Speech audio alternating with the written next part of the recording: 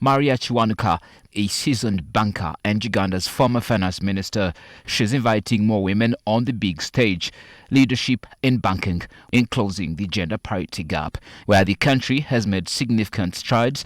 And as time has evolved, the role of women in banking and finance has also evolved, reflecting the broader social and economic changes across the world. This is also evident in Uganda, where we now have over 52% of women with roles in banking and finance. And having a conference like this one that brings together women in banking and finance to discuss issues relating to them shows that we're moving together to break the glass ceiling. The chief executive at Citi on why the leap to leadership positions for women in banking remains complicated. I'd like to focus on the imposter syndrome. The imposter syndrome, very briefly, is about, especially females. We all feel that we're not as competent sometimes, but important that many of us sometimes feel like we're not as competent as others, and we are our own barriers. This women conference was seeking to bring to fore discussions aimed at crafting solutions tailored to bring women into the money economy.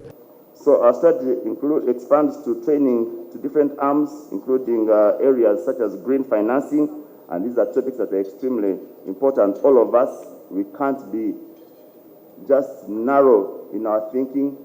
When we talk about expanding our economy, then climate finance, green financing becomes extremely important.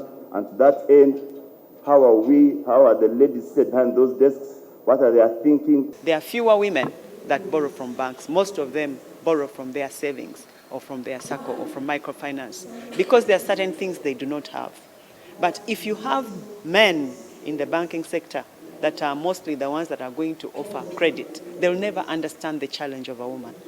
And as such, having these women trained in understanding what credit is and how they can think about how they can create, they can build different solutions that are responding to the challenges of women, then we know that it's both them that are going to be empowered.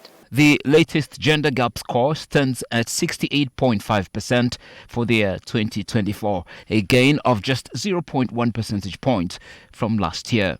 Malcolm Sime, NTV Tonight Business.